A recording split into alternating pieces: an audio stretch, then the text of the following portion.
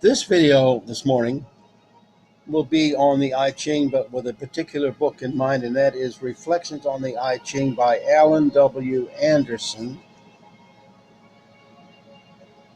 which you see right here. And this book is probably one of the most interesting, but also one of the deepest books on the I Ching that you can have.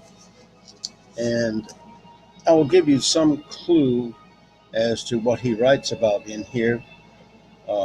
He has forward abbreviation section 1, essays on the I Ching, aspects of causality in the hexagrams of the I Ching, and then another chapter, identity and contrary in the I Ching, on the concept of freedom in the I Ching, then approaches to the meaning of Ming, M-I-N-G, in the I Ching, with particular reference to self-cultivation. And then he has several things under there.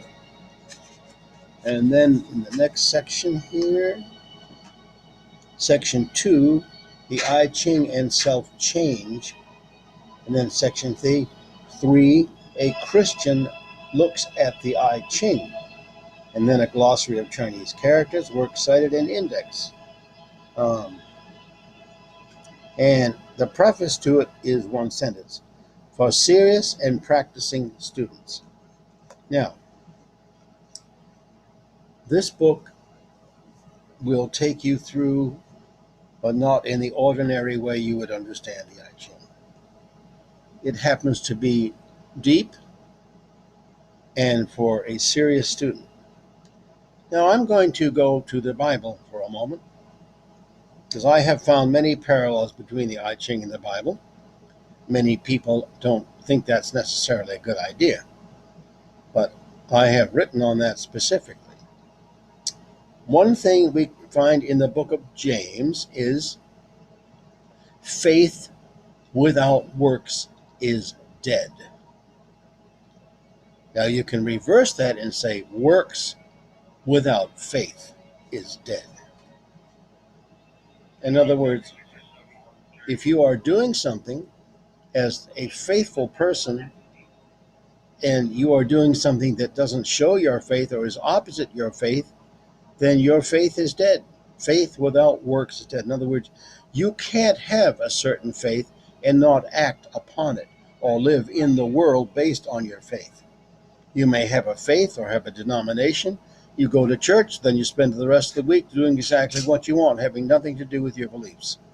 That's faith without works is dead. And the opposite, works without faith, is dead. That's like an agnostic. They can do anything they want. They don't care what you think or anybody thinks, and religion means a zero. Now, why am I mentioning this when I'm talking about the Anderson book here?